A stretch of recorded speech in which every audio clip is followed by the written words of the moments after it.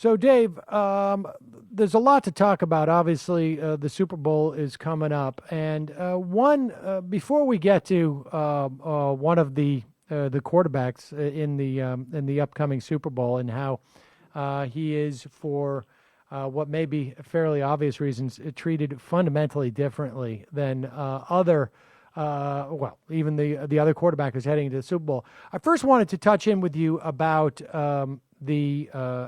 about St. Louis and the Rams, because this is a story that you have told many times in many different cities around the country and frankly around the world, as you've reported upon how sports franchises and sporting events in many respects is really this is a lot of, like, I guess, corporate welfare in some ways. Yeah, but this story is like no other story in all of the boondoggle chronicles of owners that become basically corporate welfare mavens and rob cities blind. This is like nothing else. Let me explain why. First of all, the villain in this story is Stan Kroenke, who's a multi-billionaire real estate developer who's the owner of the St. Louis Rams, and he's moving them, of course, to Los Angeles. Now, what makes this different, first and foremost, is that Stan Kroenke's very name adds insult to injury to the people of St. Louis. His full name is Enos Stanley Kroenke. He's from Missouri. He was named after Enos Slaughter and Stan Musial, the two most beloved St. Louis sports figures, arguably, in the history of the city. And so he's named after them.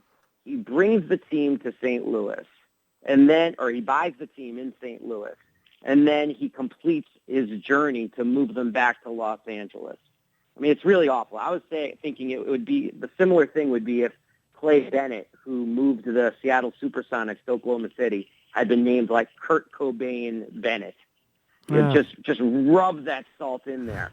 The second thing that makes it different from other boondoggles that you and I have discussed, that I've written about over the years, is that St. Louis was offering him a ton of corporate welfare for him to stay. They offered him $500 million for him to stay, just tax money. And the city still owes $72 million on the existing stadium that will have to be paid off. And yet he's still left for a stadium that he is actually largely funding himself through his billions of dollars. So that's what makes this kind of an unusual story. That and Kroenke's obnoxiousness. I mean, in addition to being named after St. Louis sports legends, he also said that he was going to Los Angeles because he, quote, refused to be, he says, I couldn't sit there and be a victim any longer. Like as if he was being victimized by public officials in St. Louis. I mean, just the worst kind of billionaire crocodile tears in the world. But the other thing about this deal that makes it different is that I've never seen a deal where the owners have been able, in any league, where the owners have been able to have their cake and eat it too, quite like this Los Angeles deal. Because LA is the second largest media market in the United States. And it's got, LA County is like 20 million people. And it's always been more valuable to the NFL as a place without a franchise than a place with a franchise.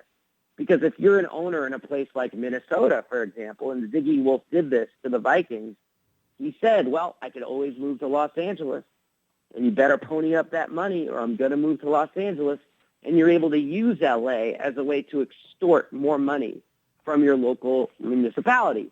Now, in this case, this is what makes it so disgusting, is that Los Angeles is finally going to have a team. It hasn't had a team since like 1994. It's been a long time.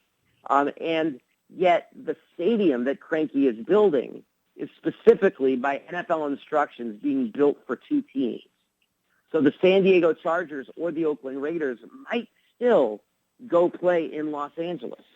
That's what's so crazy about it. So NFL owners are actually, they're able to have their cake and eat it too. They're able to finally get a team into Los Angeles while at the same time preserve Los Angeles as this carrot that they can whip smaller markets with.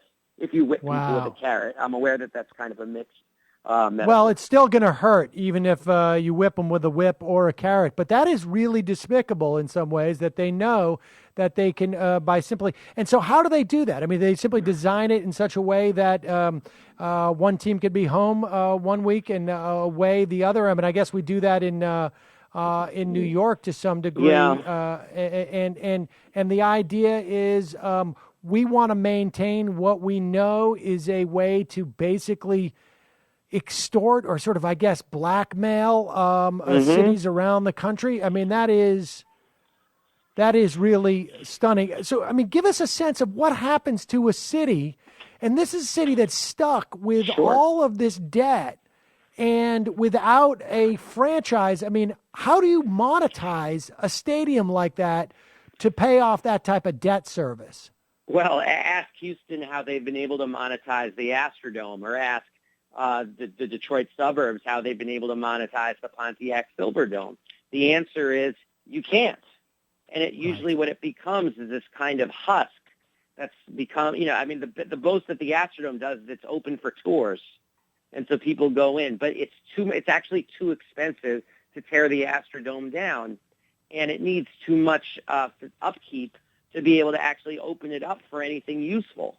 So it just sort of Wow. is this living monument to a time where people in Houston had a lot of hope about the aerospace industry, and the Astrodome symbolized that. And it's also a symbol of just the corporate greed, and how, we really have, our cities have become these places where, I mean, they treat working people like open cash registers to fund their projects. And in a place like St. Louis, it's obviously particularly embittering because of everything we've learned about Ferguson in the last year, and the ways in which local officials use even the poorest citizens in the St. Louis metro area as open wallets with excessive parking tickets and violations and summons. And all of that is going to continue, and there's probably going to be even more pressure to do that because, like I said, the city, which is not that big a city, still owes $72 million on the existing stadium. Wow. And my understanding is too is that the I guess it was the city or perhaps it was the county that spent an extra $3 million to develop a $1 billion riverfront stadium proposal that Hmm. the NFL commissioner Robert Goodell just said, I don't like Yeah, it, they said, and that was it.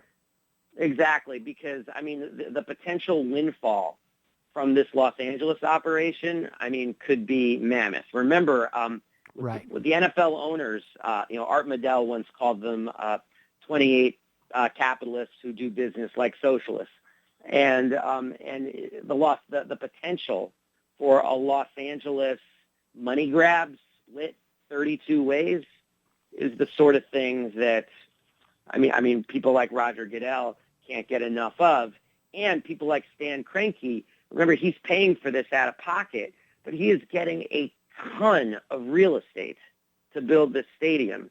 And it's not going to be in Carson City where, one of the other projects said. It's going to be right in Inglewood. And anybody who knows anything about Inglewood knows that this real estate's incredibly valuable, that it's going Right. to displace thousands of people to finally build this stadium. It's going to be built over the next 5 years. I guarantee you there are going to be protests, conflict. People are going to run for mayor on the basis of opposing it. I mean, there's going to be all kinds of drama that's going to be poured into this thing, along with the incredible amounts of cement. And at the end of the day, you're talking about a city in Los Angeles which has never been able to financially support an NFL team, frankly, because there's just other stuff to do in Los Angeles. I mean, a good NFL city is a place where people sort of build their week around the team. That's not Los Angeles. But yet it still represents such a huge payday because of the size of the media market. And I guess I imagine for this owner, the both the potential that another team could come in there. Presumably, he would get Yeah. some fee in that, and I imagine he gets a sort of a I don't know what kind of coupon it would be from Roger Goodell, but to build something like that and allow still that threat to loom over a small city around the country that this franchise will move to California is so powerful.